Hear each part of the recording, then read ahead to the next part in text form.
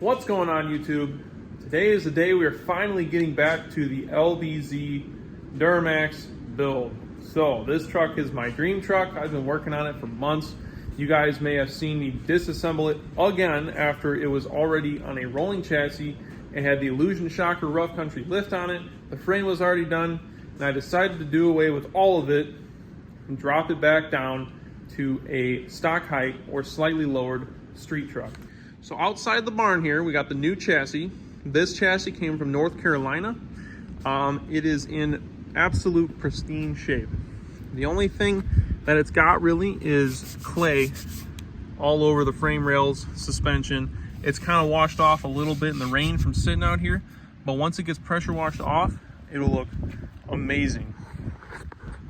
However, we're going to take it a step further, strip it completely down, do what I normally do, drill the rivets out for the hangers, and get that thing sent out to paint. I've mainly been holding out on the disassembly of this chassis because of the weather. So the weather up here in Northwest Indiana has been crazy. It's been like 80 degrees one day, 30 degrees another day. It's all over the place. Now that we're finally turning into spring, I can get cranking on the chassis because, as you guys can see, I don't have an infinite amount of space in the barn. So I'd like to work on that truck outside, kind of keep it outside. I need to get the frame prepped for paint. They're going to blast it, paint it, and then another thing is I have the motor back from the machine shop, so it's time to get the ball rolling on the chassis so that I have somewhere to put the motor once I'm done putting the motor together. So yeah, we've been doing a ton of jumping around from project to project, from my dad's K3500 to the low buck LB7 build to the LBZ street truck / race truck, whatever you want to call it, my dream LBZ Duramax build. And then don't even get me started on the orange K30 or the yellow K30 that my dad's got. The orange K30 I finally picked up a big block for. The trans has been sitting over here for a couple months. The big block, that is a Gen 6 454 big block, same motor that came out of, or that's in my dad's K3500 OBS truck. This one was out of an RV. It's got a forged rotating assembly. And the only reason I bought a Gen 6 is because it is a factory roller lifter motor. So not messing around with retrofitting a Gen 5 with roller lifters, with link bars and all that other stuff. So we're using that motor, but that's going to be a totally different video, and it's going to be probably a couple months down the road from now. That's more than enough babbling for one video, so let's get to work on stripping this frame down so I can get it out to paint. So we got the frame completely stripped down. As you can see, we have it laying on the ground over here. We moved it from one end of the barn to the other just to keep it out of the way of the extended cab truck, which I'm doing a different video on, swapping the frame out from that frame to the frame laying over here.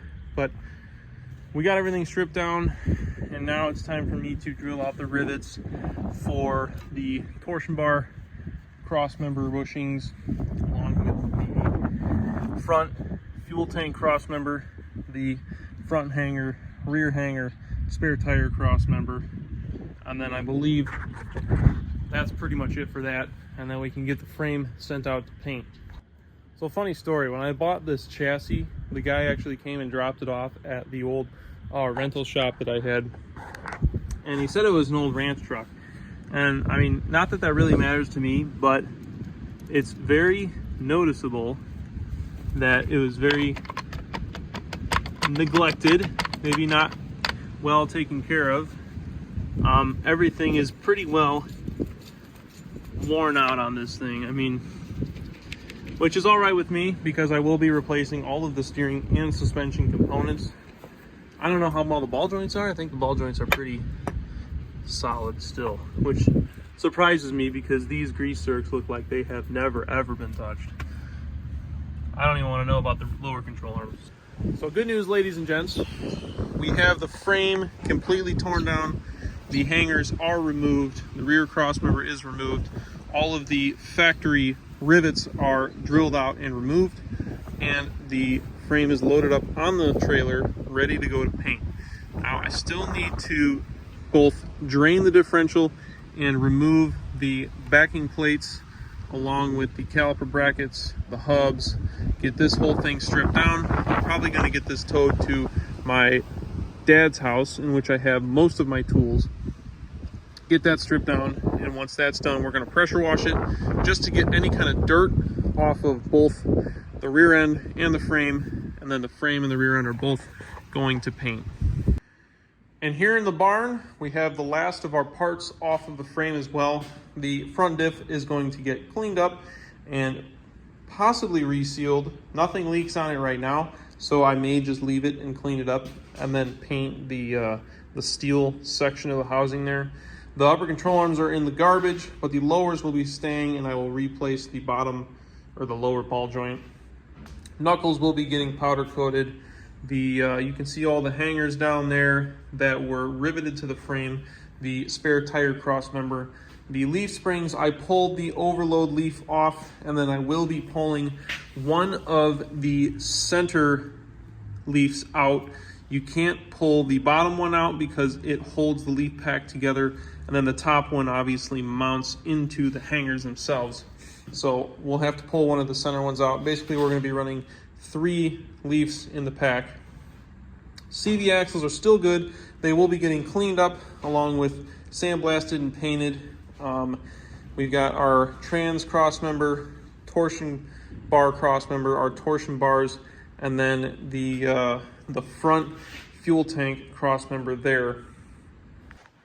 So the truck had some worn out torsion bar cross member bushings, and I've kind of been torn between buying new bushings and running the torsion bar setup, or retrofitting a coilover setup to the front of the truck.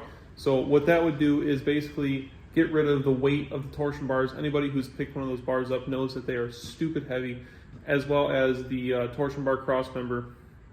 And it would help with the ride quality and ride height. I'd be able to adjust the ride height without the need of cranking keys or anything like that.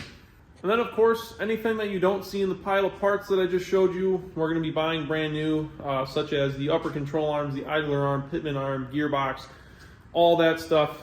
I do have a kryptonite idler arm bracket brace that I will be welding onto the frame before I send it out to get painted. I need to do that. That is for extra reinforcement for the idler arm bracket itself. Other than that, I think that is it for the basic rundown of the chassis.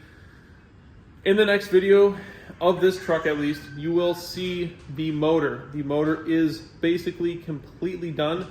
There is a little bit of, I guess, odds and ends that I need to wrap up with it, but it is basically entirely done. So stay tuned for that.